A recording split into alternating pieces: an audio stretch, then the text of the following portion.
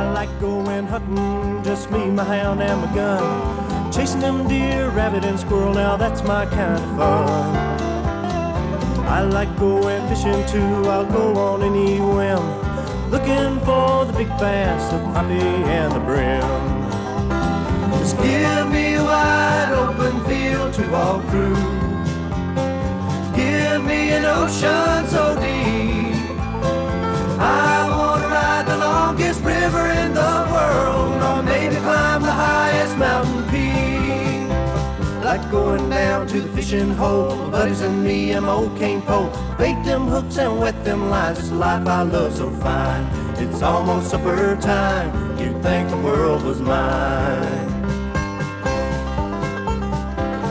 And now for today's outdoor adventure, here's Archie Phillips. Well, folks, I'm up in Florence, Alabama, and we wanted to do a show on primitive and early hunters. And we've got something going here. This is probably the most deadly hunting weapon that's ever been devised by man, and I know absolutely nothing about it. But Tom Hendricks here has got a project going that we're doing up here at Florence, Alabama, and he's going to tell us about what they've got going and about this Adelie and Mr. Paul Gray here. Tom, if you will, just go ahead and tell us what you got going, then we'll get into this hunting thing. This is a festival that we've dreamed of for several years, and we have all four major tribes assembled here, and their representatives, their chiefs and representatives. And we have, we're going to have demonstrations all day long. This will be a yearly event, an annual event, and it looks like the crowd has turned out just got a more fabulous than we crowd got here. A fantastic crowd, a beautiful day, and this is the time of the blue sky. And the Indians probably camped right here where we're standing back in that time, wasn't it? Actually, we're standing on several major sites, but the significance, the one reason that we chose this site is that in 1837, 1836 and 1837, there was Creeks, Choctaws, and Chickasaws removed from this very area right here. Right here on this They land. left from a keel boat because the water is too shallow right here, and the Indians call it the shallowest part of the shoals. I see. And they couldn't get a steamboat up through here to remove these people, so they brought a keel boat up here and then proceeded on to Cane Creek, or what the Indians call Caney Creek now. And they picked up some more in a stockade there, and then proceeded on into the Mississippi River and there into Fort Smith, Arkansas. And that was what they called the Trail of Tears, wasn't it? Well, that's the Cherokee call it the Trail of Tears. The Chickasaws and Choctaws have different names for it. But that was the Indian Removal Act of 1830. Right. And they loaded them up, hauled them all to Oklahoma, right. didn't they? By point of bayonet, most of them. Well, introduce me to your buddy here, Dr. Paul Gray. All right, sir. This is Dr. Paul Gray. He is a professional man from Huntsville, and he is what I consider the leading expert on the lateral throwing spear and device. And I'm going to turn it over to Dr. Gray because he is the expert. All right, Doc, explain to us how this works. This is probably the least known weapon in America, wasn't it? Or the world, really, wasn't it? Well, this is a spear thrower. We use the Aztec word atlatl to describe it. These are very ancient. The first spear throwers were discovered in the caves of France, and they're about 20,000 years old. In this country, these were probably brought into this country by the native people, by the Indians, about 12,000 years ago. The earliest dated artifacts are about 10,300 years old. So this is an old weapon, isn't it? This is a very old weapon, and this allowed the ancient Indians to kill things such as mastodons, mammoths, bisons, and things that no longer exist in this country today. National Geographic had an article about the second wave of dinosaurs could have possibly been brought into extinction. Not dinosaurs. They've been dead 65 million years. Well, I mean the bigger animals that were That's here. correct. That's correct. In other words, they said the Indians were so efficient with this particular tool that they could have brought extinction to some of those animals. There are some archaeologists, and let me say I'm not an archaeologist, I'm just an interested amateur, but there are some archaeologists who really believe that spears thrown with atlatls contributed to the extinction of the great beasts that existed in this country 10,000 years ago. Well, now, this has always been curious to me how in the world these things work. Now, how about showing us exactly how you put them together so people can understand the system. Now, one of these days in America with our sophisticated bows, you know, we've got them down to the technology on them is just superb. And people always want to reach back and go to the older methods. This is a method we may can popularize in America as a whitetail method of taking game, if you're good enough, right? It would take some experience, I think. In other words, this takes a lot more skill than a compound bow, doesn't it? Well, I just make them and throw them, but I don't hit anything very well. But I think if with enough experience, yeah. Obviously, the Indians killed a lot of animals with these, and deer and just whatever they were after. All right, show us how the system works. This is a Flint Point, and this is bound to a piece of wood called a foreshaft, and it is bound with. I use cord, but the Indians used sinew. They made several of these because these tended to get broken. If you hit a tree or you miss your target or you hit a rock, this will break. Now the spear has a hollow end. You put the foreshaft into the... You got sinew here too, right? I have sinew here because if you don't have it, this will crack. So if you're an Indian hunter, you take several of these and a few spears, and you're ready for the day's hunt.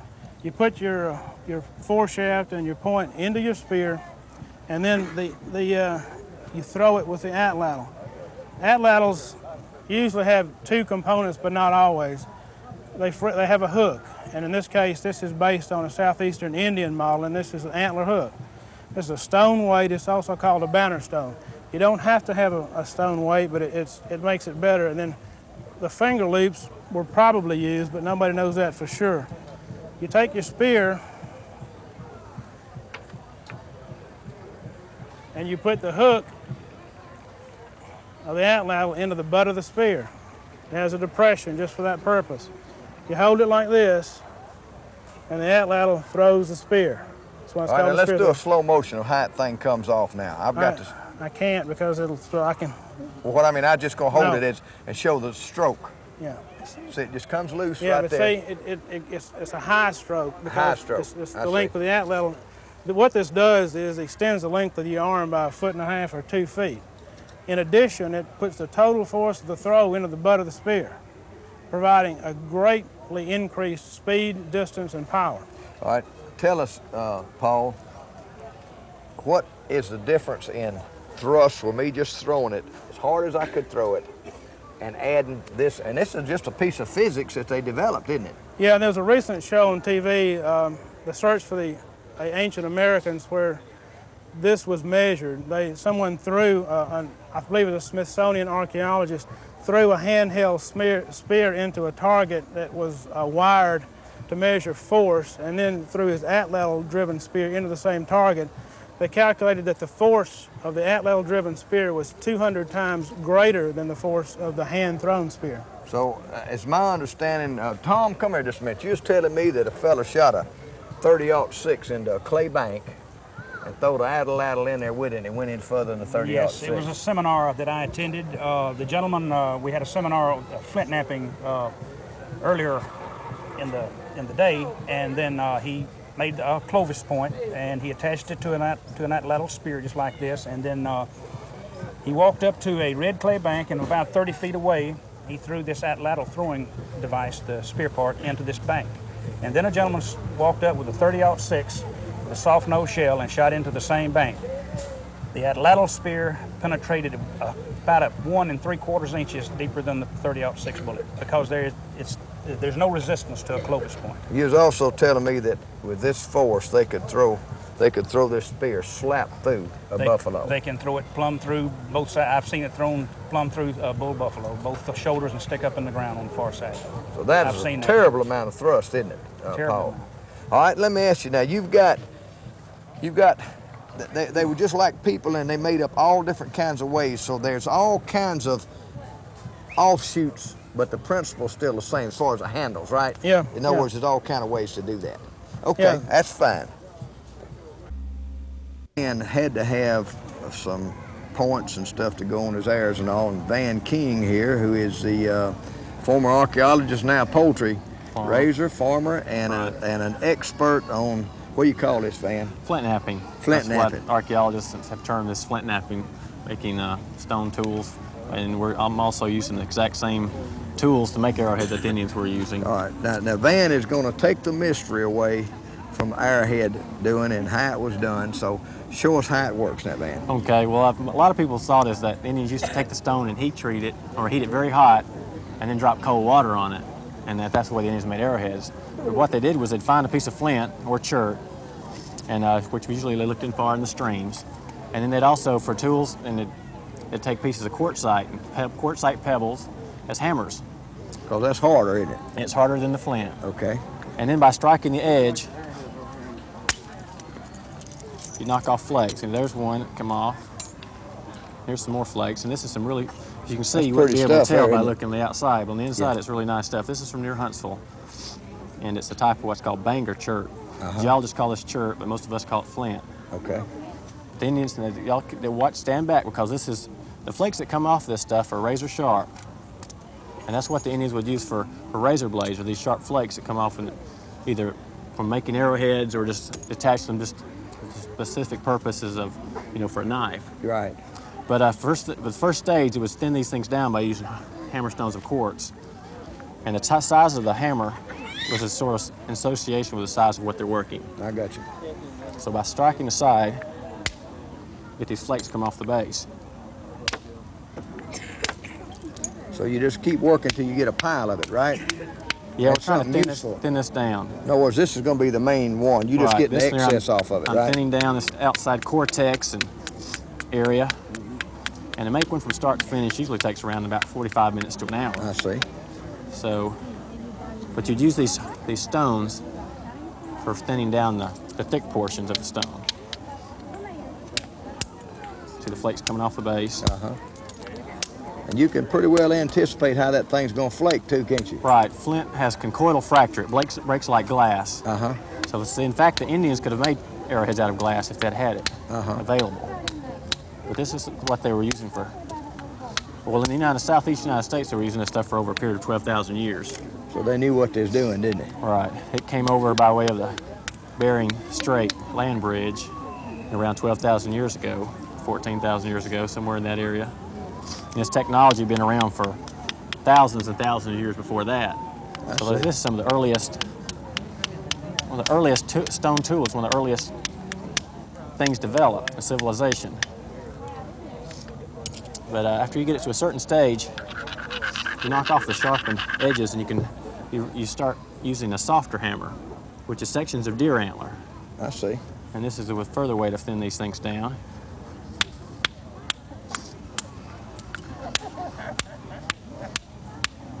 You like to go to the stone after you get the big work done, right? Right. I mean, the bone. The bone. After you get to a certain thinning area, you switch to the antler. Because see, the antler, you can have a thinner edge to take off a larger flake. But for the stone, you really need a thickened edge. I got you.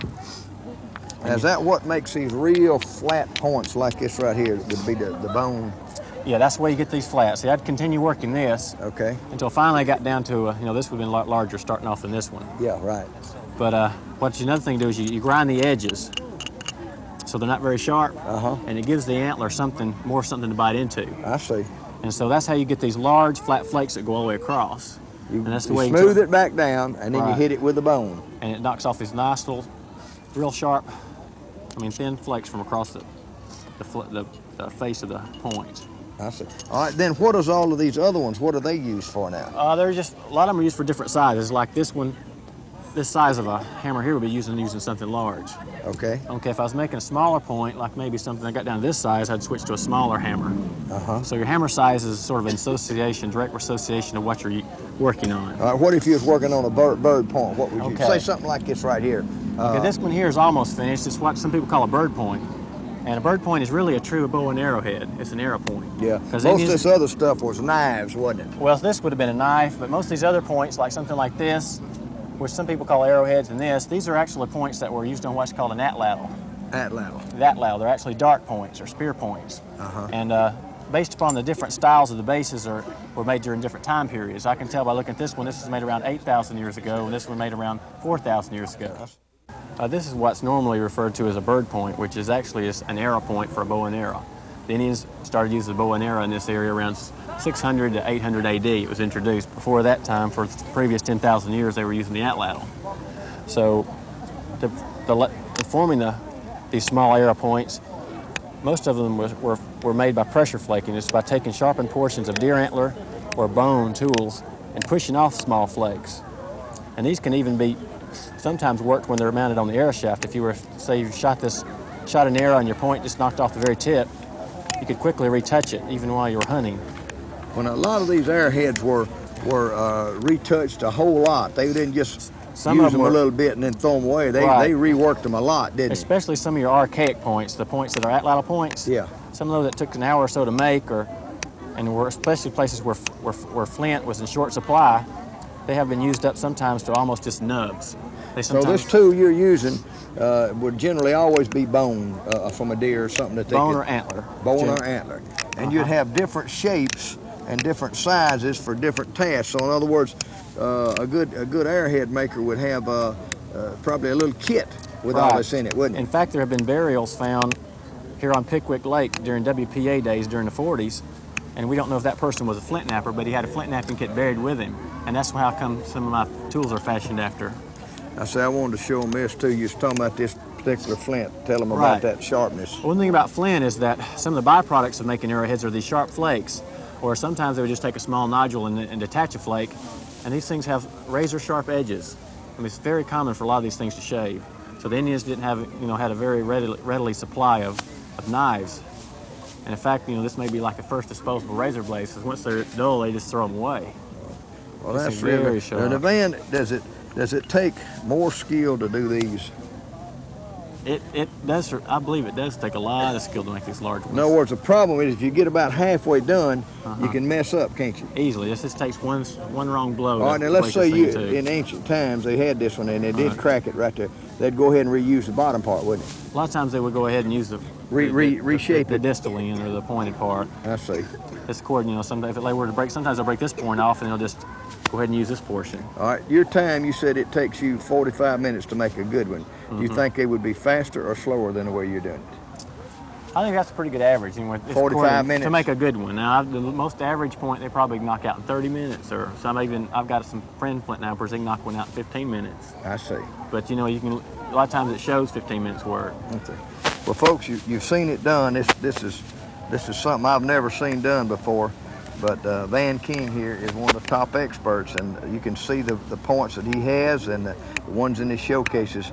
They're as good as anything you see picked up and down the river here. So this is the technique, and y'all just figured this out from archaeological studies, didn't you, Van? Right, that was the main thing. Just keep gathering up stuff and try to figure out how they used it, didn't it? And there were still a few primitive cultures making stone tools in modern times, like the Australian Aborigines.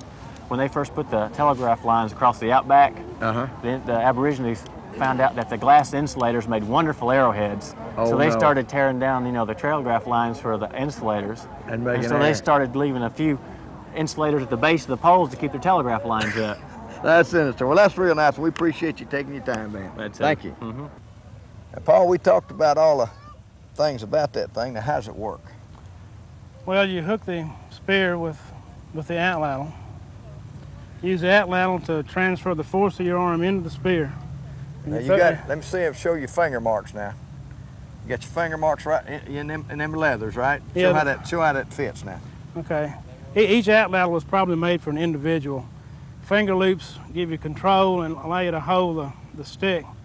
You put the hook into the butt of the spear, which has a little depression. Now this is your banner stone. This that is gives the you banner a counterweight, right? It's a counterweight because in this position, you've got a flint point on here, and you need a weight back here to put the balance somewhere in here. All right. And how does it go now? You throw it like this.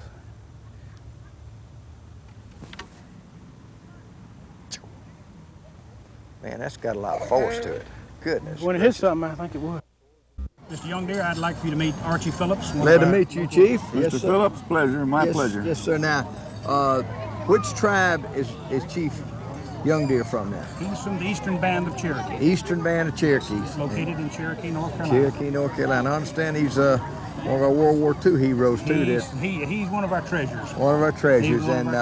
You enjoying the festivities down Sure there, Chief? I'd like to clear up one thing. I'm a past chief, Eastern Band of Cherokee Indians. I see. From 73 to 70, or correction, 83 to 87. I see. Yeah. And are you enjoying the I festivities sure here? am. And we've got a good dance team here. Where are these folks from here, Tom? These are the Porch Band of Creeks. They're from, they're our only they're only Alabama state recognized, federally recognized tribe. I see, and they fixing to do us a dance out there They just shortly. sure are. They're the best. Well, now, Tom, if you would, you want to welcome folks back. You've used a date that I never heard before. Next year, when is it going to be? Approximately this time of year, it'll be in the month of the blue sky. I think Mr. Young Deere will agree with me on that, and we want to invite everyone from all over the state of Alabama and the southeast, all over the United States, to come and join with us. So that'll be basically, that's in the fall, right? It's in the fall. Okay. Time of the blue sky. Well, we've had a good trip up here. I've enjoyed all the crafts that the Arrowhead making, Adelaide, and how to make those, and the culture of y'all's people here and our people. And I want to invite all y'all folks to next fall, come up here and enjoy the festivities. We'd love to have you come. Y'all folks stay tuned again next week for some more Outdoors with Archie Phillips.